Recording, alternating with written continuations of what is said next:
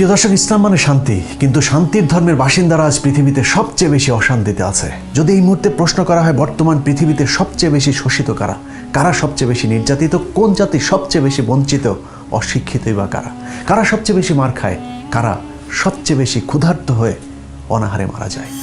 প্রিয় দর্শক, উত্তর খুব সহজ। গুজরাটে যারা, কাশ্মীরে তারা, আফগানিস্তানে যারা, প্যালেস্তাইনও তারা, চীনের উইঘুর থেকে মিয়ানমার, সিরিয়া থেকে মিশর, চেচনিয়া, বসনিয়া, ইরাকের কারবালা থেকে আমার সোনার বাংলা, সবখানে আজ মুসলমানেরাই মার খাচ্ছে। চারিদিকে মুসলমানদের এমন অপমান, অধপতন দেখে মনে হতেই পারে এটাই বোধহয় পৃথিবীর সবচাইতে বেশি অভিশপ্ত একটি ধর্মীয় জনগোষ্ঠী। মাঝে মধ্যে তো নিজেকে মুসলমান পরিচয় দিতেও লজ্জা লাগে। দর্শক, এতক্ষণের আমার আলোচনা শুনে আমাদের দেশের অর্ধশিক্ষিত, অশিক্ষিত, মূর্খ যেসব ইসলাম বিদ্বেষী কথিত নাস্তিকেরা আছে তারা পুলকিত হতে পারে, কিন্তু মুসলমান ইতিহাসের পুরোটা এখনো শুরুই করেনি। শুরু থেকে জানতে চলুন, একটু মরুভূমি থেকে ঘুরে আসা যাক। সংখ্যা কিংবা অর্থ দিয়ে ইসলামের বিজয় নির্ধারিত হয়নি, বরং ইমানের শক্তি, সাহস আর বুকের তাজা রক্ত দিয়ে পৃথিবীতে যুগে যুগে ইসলাম প্রতিষ্ঠিত হয়েছিল, যা প্রমাণ করে গেছেন আরবের এক মহামানব, মহাদার্শনিক, মহাকাব্যিক হযরত মুহাম্মদ সাল্লাল্লাহু আলাইহি ওয়াসাল্লাম। শত হাজার লক্ষ মানুষের প্রয়োজন হয় না, একজন মানুষ কিভাবে পুরো পৃথিবীকে বদলে দিতে পারে তার প্রমাণ তিনি নিজেই। রাম রহিমের গল্প কিংবা উপন্যাস নয়, মাত্র আজ থেকে 1450 বছর আগে তিনি যা করে গেছেন তার বাস্তব প্রমাণ এখনো পৃথিবীতে বিদ্যমান। মক্কার সবার কাছে প্রিয় আলামিন খেতাবধারী মানুষটা নবুয়ত লাভের পর রাতারাতি সকলের শত্রুতে পরিণত হয়ে গিয়েছিলেন। শুধু রাসূল সাল্লাল্লাহু আলাইহি ওয়াসাল্লাম নয়, পৃথিবীতে যুগে যুগে যত নবী রাসূল এসেছেন সবাইকে দিন প্রচার করতে গিয়ে নির্যাতন সহ্য করতে হয়েছে। হযরত মুহাম্মদ সাল্লাল্লাহু আলাইহি ওয়াসাল্লামের প্রিয় জন্মভূমি মক্কায় দিন প্রচার করতে গিয়ে যখন বাধার সম্মুখীন হলেন, এমনকি মৃত্যু ঝুঁকি আসতে থাকলো, তখন আল্লাহর নির্দেশে তিনি হিজরত করলেন মক্কা থেকে মদিনায়। মক্কার মদিনা নাম শুনলে অনেকের হয়তো মনে হতে পারে এই গ্রাম থেকে ওই গ্রাম। বাস্তবে মক্কা থেকে প্রায় 450 কিলোমিটার দূরত্বে হিজরত করতে হয়েছিল হযরত মুহাম্মদ সাল্লাল্লাহু আলাইহি ওয়াসাল্লামকে। মক্কার কাফেররা হযরত মুহাম্মদ সাল্লাল্লাহু আলাইহি ওয়াসাল্লাম এবং তিনার সাহাবীদের অবস্থান জানার পর তিনাদেরকে হত্যার পরিকল্পনা করেন। সৌদি আরবের বর্তমান বদর শহরের কাছে তৎকালীন বদর উপত্যকায় এক অসম রক্তক্ষয়ী সংঘর্ষ বাধে। অসম বলার কারণ হচ্ছে হযরত মুহাম্মদ সাল্লাল্লাহু আলাইহি সাল্লামের নবুয়ত লাভের পর প্রথম সেই যুদ্ধে কাফেরদের সংখ্যা ছিল প্রায় 1000-এরও বেশি, আর মুসলিম সৈন্যের সংখ্যা ছিল মাত্র 300 জন। অবশ্য কোনো কোনো ইতিহাসে এর সংখ্যা উল্লেখ করা হয়েছে 317। বদর প্রান্তরে 624 খ্রিস্টাব্দের 13ই মার্চের সেই যুদ্ধ আজকের মুসলমানদের জন্য জ্বলন্ত এক উদাহরণ। দুই দলের মধ্যে যুদ্ধ শুরু হবার আগে কাফেররা যখন দেখল তাদের চাইতে নিতান্তই কম সংখ্যক সৈন্য নিয়ে মুসলমানেরা যুদ্ধ করতে এসেছে, তখন কাফেররা ঠাট্টা করে মুসলমানদেরকে বলল, আমরা প্রথমে আমাদের 3 জন যোদ্ধাকে পাঠাচ্ছি, দেখি সাহস থাকলে তোমরা তোমাদের সেরা 3 জন যোদ্ধাকে পাঠাও। এদিকে 317, ওইদিকে 1000 দেখে সাহাবীরা ঘাবড়ে যাননি, বরং কাফেরদের দেয়া চ্যালেঞ্জ গ্রহণ করে সাথে সাথে এগিয়ে যান মুসলিম 3 বীর যোদ্ধা। কাফেরদের পক্ষে উজবা বিন রাদিয়া, সাইবা বিন রাবিয়া, আল ওয়ালিদ ইবনে উতবার মতো তৎকালীন সময়ের রণকৌশলে পারদর্শী 3 শ্রেষ্ঠ যোদ্ধার সামনে মুহূর্তেই দাঁড়িয়ে যান মুসলিম 3 যোদ্ধা, ওবায়দা বিন হারিস, হামজা বিন আব্দুল মুত্তালিব এবং আলী ইবনে আবু তালেব। একের পর এক কাফেরদের 3 জনকে হত্যা করার পর কাফেররা সম্মিলিত আক্রমণ করে মুসলমানদের উপর। মাত্র 317 জনের ইমানি শক্তির কাছে সেই যুদ্ধে কাফেররা পরাজিত হয়েছিল। বদর যুদ্ধে রাসূল সাল্লাল্লাহু আলাইহি ওয়াসাল্লামের আপন চাচা আবু জাহেল ও উমাইয়া বিন খালেফের মতো শীর্ষ নেতা সহ কাফেরদের প্রায় 70 জন মারা গিয়েছিলেন। পক্ষান্তরে 14 জন মুসলিম সৈন্যও সেই যুদ্ধে শহীদ হয়েছিলেন। তখনকার সময়ের অত্যাধুনিক সমরাস্ত্র সজ্জিত বিশাল বাহিনীর সামনে নিশ্চিত মৃত্যু জেনেও বদরের যুদ্ধে তিনারা শহীদ হয়েছিলেন বলেই অন্য যে কোনো যুদ্ধের শহীদদের চাইতে তিনাদের মর্যাদা সবচেয়ে বেশি। প্রিয় দর্শক, যে এভাবে শত হাজার লক্ষ মুমিনের পবিত্র রক্তের বিনিময়ে পৃথিবীতে ইসলাম প্রতিষ্ঠিত হয়েছে। এক সময়ের খেজুরের পাতায় ঘেরা জরাজীর্ণ মসজিদগুলোতে আমরা চাকচিক্যতা এনেছি, ছোট্ট কৌটায় ভরা পবিত্র আতরের বদলে আমরা নামি দামি ব্র্যান্ডের পারফিউম পেয়েছি, কিন্তু হারিয়ে ফেলেছি ওমর আলীদের সেই ইমানি শক্তি। বেঈমানি এখন মুসলমানদের রক্তে মিশে গেছে। মাত্র 317 জন সৈন্য নিয়ে 1000 কাফেরের বিরুদ্ধে যুদ্ধ করা মুসলমান এখন সংখ্যায় 16 কোটি হলেও জিম্মি হয়ে আছে মাত্র কয়েকজন পুলিশের কাছে। বদরের সে বিজয়ের পর মুসলমানদেরকে আর পেছনে ফিরে তাকাতে হয়নি। রাসূল সাল্লাল্লাহু আলাইহি ওয়াসাল্লামের 23 বছরের নবুয়তি জীবনের পুরোটাই অভাবনীয় গতিতে ইসলামের প্রসার ঘটেছে আরব ছাড়িয়ে এশিয়া, আফ্রিকা পর্যন্ত। ইংরেজি 636 সালের 8 জুন রাসূল সাল্লাল্লাহু আলাইহি সাল্লামের পৃথিবীর জীবনের সমাপ্তি ঘটলেও ইসলামের প্রবৃদ্ধি থামেনি। 636 থেকে 634 খ্রিস্টাব্দ পর্যন্ত হযরত আবু বকর রাদিয়াল্লাহু তাআলা আনহু ইসলামের প্রথম খলিফা নিযুক্ত হন। 634 খ্রিস্টাব্দে আবু বকর রাদিয়াল্লাহু তাআলা আনহুর মৃত্যুর পর হযরত ওমর আল খাত্তাব রাদিয়াল্লাহু তাআলা আনহু ইসলামের দ্বিতীয় খলিফা নিযুক্ত হন। রাসূল সাল্লাল্লাহু আলাইহি সাল্লামের পর হযরত ওমরের যুগ ছিল ইসলামের সবচেয়ে স্বর্ণযুগ। তিনার সময় ইসলামের প্রসার ঘটেছিল ঝড়ো বেগে। ওমর রাদিয়াল্লাহু তাআলা আনহুর হাত ধরে একের পর এক দেশ মুসলমান শাসনের অধীনে আসতে থাকে। খেলাফতের দায়িত্ব নেওয়ার প্রথম বছরে হযরত ওমরের হাত ধরে আজনউদ্দিন যুদ্ধে জয়লাভ করে মুসলমানেরা। একই বছরে সিরিয়ার দামেস্ক পর্যন্ত চলে যায় খেলাফত শাসনের সীমানা। পরের বছর ফালের যুদ্ধে তৎকালীন বেইজেন্টাইন নিয়ন্ত্রিত প্যালেস্তাইন যোদ্ধাদের পরাজিত করেন মুসলমানেরা। 636 খ্রিস্টাব্দের 15 আগস্ট শুরু হওয়া 6 দিনব্যাপী ইয়ারমুখের যুদ্ধে জয়লাভ ছিল মুসলমানদের জন্য অত্যন্ত তাৎপর্যপূর্ণ। বর্তমান সিরিয়া জর্ডান সিরিয়া ইসরায়েল সীমান্তে অবস্থিত ইয়ারমুখ নদীর তীরে এই যুদ্ধে পরাজয়ের মধ্য দিয়ে মূলত মধ্যপ্রাচ্যে বেইজেন্টাইন সাম্রাজ্যের মেরুদণ্ড ভেঙে যায়। 637 সালে ভূমধ্য সাগরের পূর্ব অঞ্চল থেকে বেইজেন্টাইন সাম্রাজ্য পুরোপুরি নিয়ন্ত্রণ হারালে পুরো মধ্যপ্রাচ্য জুড়ে মুসলমানদের খেলাফত প্রতিষ্ঠিত হয়। 640 সালে আর্মেনিয়া বিজয় করেন মুসলমানেরা। 642 সালে আলেকজান্দ্রিয়াও খেলাফতের অধীনে চলে আসে। ইসলামের একের পর এক বিজয়ের একই সাথে চলেছে মুসলমানদের বিরুদ্ধে ষড়যন্ত্র। 644 সালে হযরত ওমরের অনাকাঙ্ক্ষিত মৃত্যুর পর তৃতীয় খলিফা হিসেবে দায়িত্ব নেন হযরত ওসমান রাদিয়াল্লাহু তাআলা আনহু। একের পর এক ষড়যন্ত্রে খলিফাদের মৃত্যু হতে থাকলেও ইসলামের মৃত্যু হয়নি, বরং তা সম্প্রসারিত হতে থেকেছে। আরব থেকে মুসলিম শাসনের জনপ্রিয়তা পায় ইউরোপ পর্যন্ত। 649 সালে হযরত ওসমানের সময় মুসলমানেরা সাইপ্রাস দখল করে। 651 সালে সাসানিয়ান সাম্রাজ্য দখলে আসে মুসলমানদের। এভাবে একের পর এক সাম্রাজ্য দেশ মহাদেশ মুসলমানদের দখলে আসতে থাকে। 654 সালে হযরত ওসমানের মৃত্যুর পর হযরত আলী রাদিয়াল্লাহু তাআলা আনহু খলিফা নিযুক্ত হন। হযরত আলী রাদিয়াল্লাহু তাআলা আনহুর খেলাফতের ব্যাপ্তিকাল ছিল মাত্র 6 বছর। তবে অল্প সময়ের মাঝেও বেশ কিছু বিজয় লাভ করে মুসলমানেরা। তিনার সময়ে মুসলমানদের সাথে বেইজেন্টাইনদের ঐতিহাসিক চুক্তি সম্পন্ন হয়। প্রিয় দর্শক, দেশে দেশে সুশাসনের মতো জ্ঞানের রাজ্য একসময় শাসন করেছে মুসলমানেরা। চিকিৎসা, পদার্থ, জ্যোতির্বিদ্যা, রসায়ন সহ জ্ঞান বিজ্ঞানের এমন কোনো শাখা নেই যেখানে মুসলমানেরা নেতৃত্ব দেয়নি। ইংরেজি 632 থেকে 1200-1300 সাল পর্যন্ত মুসলমানদের ইতিহাস, আর 1900-2021 সালের ইতিহাস পুরোই উল্টো। ইহুদি খ্রিস্টানেরা যখন মহাশূন্য জয় করছে, মুসলমানেরা তখন ফতোয়া দিচ্ছে টেলিভিশন দেখা হারাম। ওয়াজ মাহফিলগুলোর একটা বড় অংশ জুড়ে থাকে মেয়েদেরকে পর্দায় রাখার আলোচনা। মুসলমানেরা শিক্ষা গবেষণা বাদ দিয়ে এখন আল কায়দা IS তৈরি করে মানুষ হত্যা করছে। অথচ ইসলাম কখনোই নিরীহ মানুষ হত্যা করাকে সমর্থন করে না। তারপরেও এরকম কিছু পথভ্রষ্ট বিপদগামীদের কারণে মুসলমানেরা এখন পশ্চিমা বিশ্বের কাছে জঙ্গি নামের প্রতিষ্ঠিত। যে মুসলমানের জ্ঞান বিজ্ঞান নিয়ে করা গবেষণার উপর আজকের আধুনিক সভ্যতা দাঁড়িয়ে আছে, সেই মুসলমানেরা তাদের পূর্বসূরীদের দেখানো রাস্তা ভুলে ভুল পথে হাঁটতে শুরু করেছে। আজকের মুসলমানদেরকে দেখে যারা ইসলামকে বিচার করে, তাদের কাছে মুসলমানদের অতীত ইতিহাস একেবারেই অজানা। জ্ঞান বিজ্ঞানের কোথায় ছিলেন না মুসলমানেরা? চিকিৎসা, জ্যোতিষশাস্ত্র, পদার্থ, রসায়ন, জীববিজ্ঞানের সকল শাখায় একসময় মুসলমানেরা নেতৃত্ব দিয়েছেন সামনে থেকে। অসংখ্য এরকম মুসলিম বিজ্ঞানীদের মধ্যে উল্লেখযোগ্য হলেন আল জাবের। গণিতের ইতিহাসে একটি যুগান্তকারী উদ্ভাবক তিনি। বীজগণিতকে একটি স্বাধীন এবং সুশৃঙ্খল গণিতের শাখায় প্রতিষ্ঠিত করেছিলেন আল জাবের।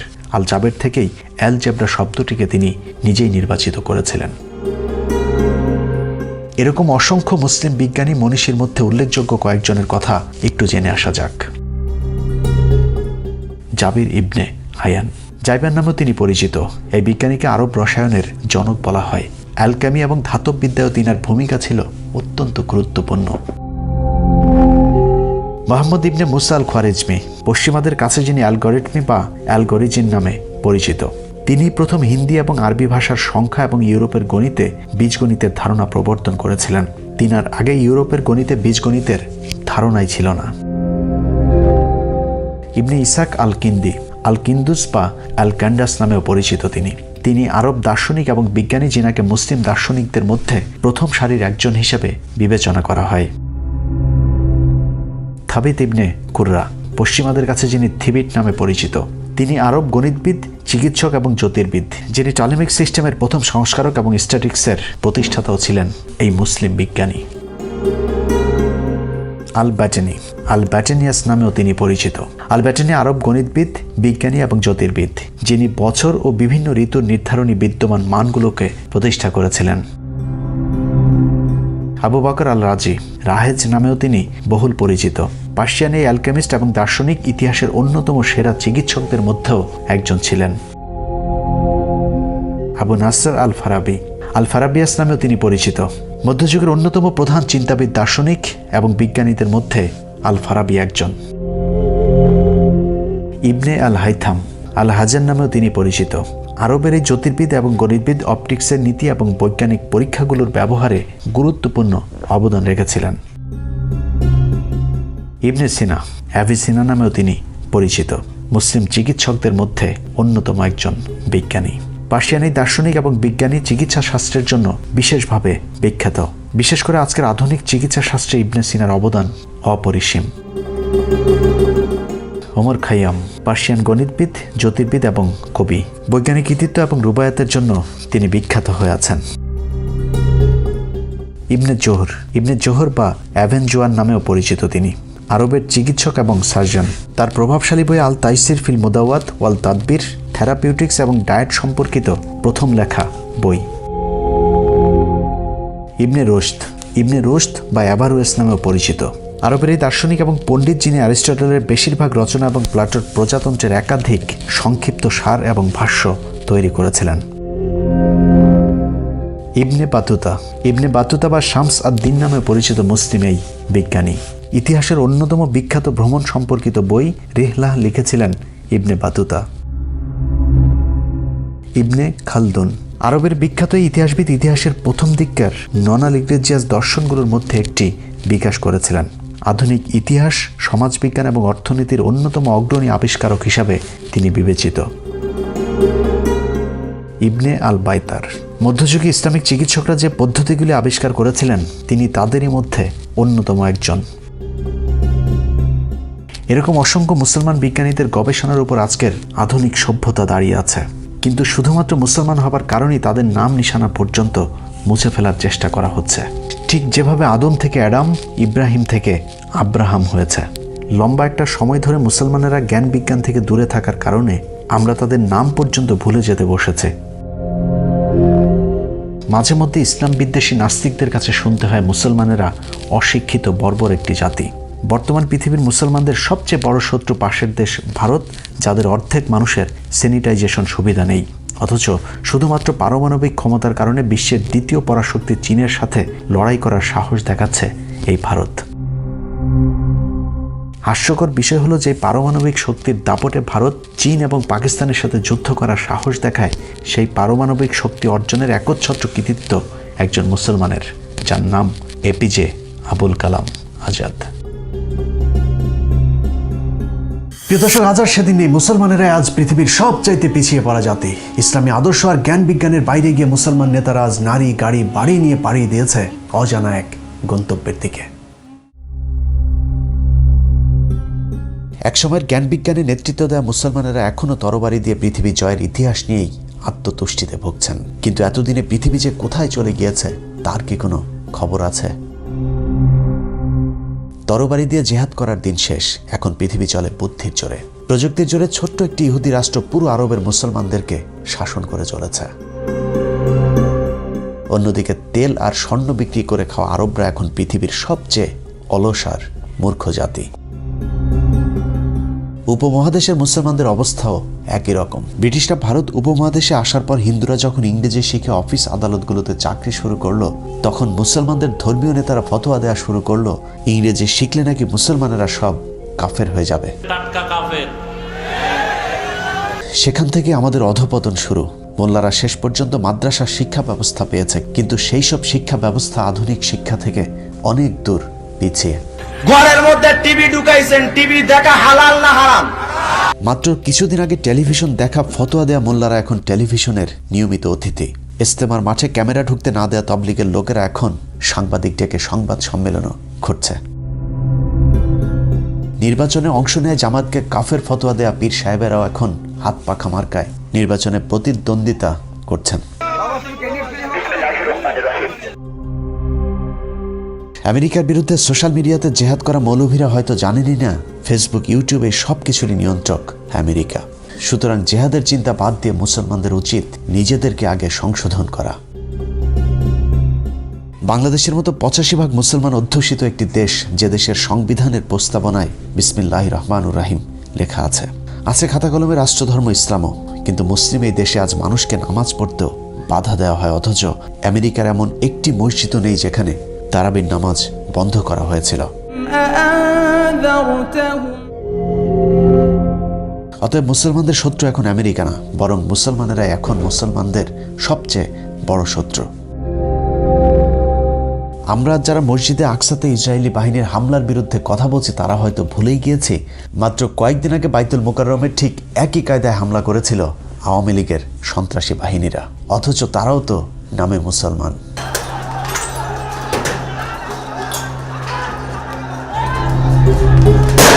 পশ্চিমারা ধর্মের ভালো দিকগুলো তাদের বাস্তব জীবনে কাজে লাগিয়েছে, আর আমাদের দেশে ধর্মের ভালো দিকগুলোকে সরিয়ে মাদ্রাসা মসজিদকে বানানো হয়েছে ব্যবসা প্রতিষ্ঠান। এখনও কাফের হয়ে যাবার ভয়ে কওমি মাদ্রাসাগুলোতে ইংরেজি শেখানো হয় না, পাঠ্যসূচিতে নেই গণিত, বিজ্ঞানের মতো প্রয়োজনীয় বিষয়গুলো, যে কারণে দেশের দ্বিতীয় বৃহত্তম শিক্ষিত এই জনগোষ্ঠীর জন্য মাদ্রাসা বা মসজিদে চাকরির বাইরে আর কোনো সুযোগ থাকছে না। বৈজ্ঞানিক বানানো হয় না, ডাক্তার হয় না, দার্শনিক হয় না, ইসলামী শিক্ষার গভীর জ্ঞানী করে তোলা।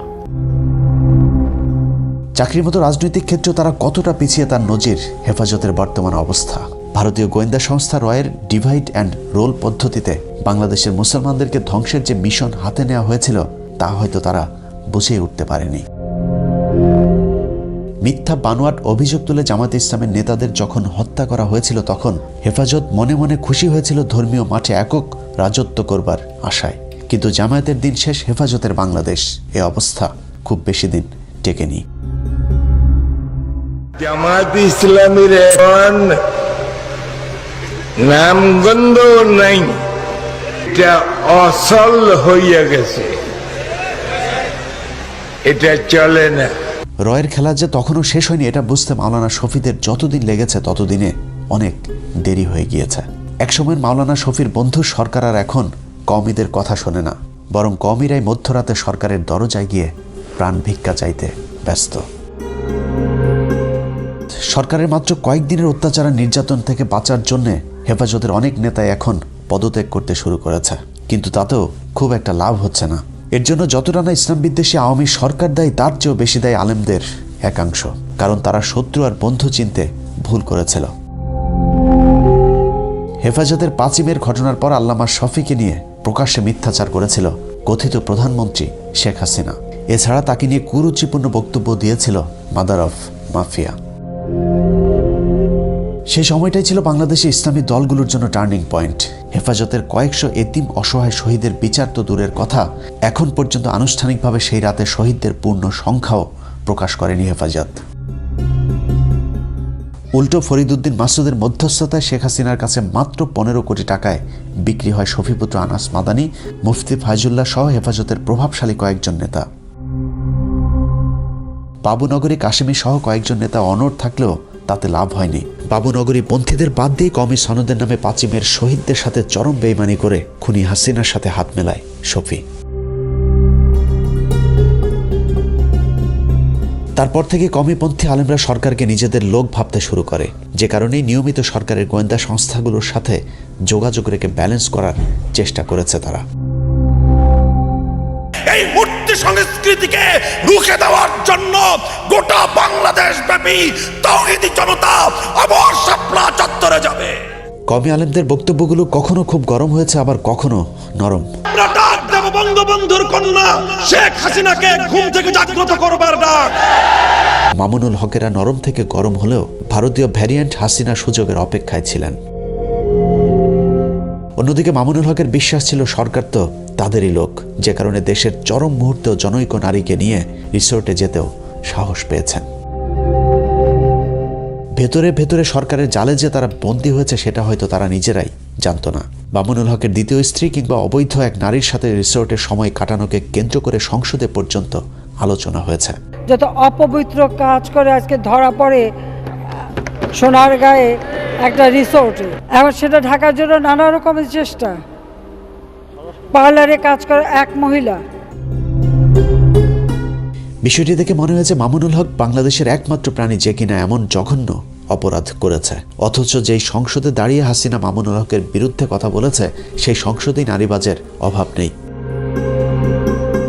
মাত্র কয়েকদিন আগে ভাইরাল হয়েছিল চাকরির লোভ দেখিয়ে তারপর ময়মনসিংহের এক এমপি কিভাবে নারীকে ধর্ষণ করেছিল। তারও আগে বের হয়েছিল রাজশাহীর আরেক এমপির নারী কেলেঙ্কারির ভিডিও। এভাবে একটা মানুষের জীবন নষ্ট করে দিয়ে, যদি এক কথায় বলা হয় তাহলে সংসদে যতজন বসে আছে তাদের বেশিরভাগ নিজের স্ত্রীর চাইতে অন্য নারীর সাথে রাত কাটিয়েছে বেশি। সংসদে এরকম অনেক নারী সদস্য আছে যারা এক সময় 300 টাকায় অন্য পুরুষের মনোরঞ্জন করত।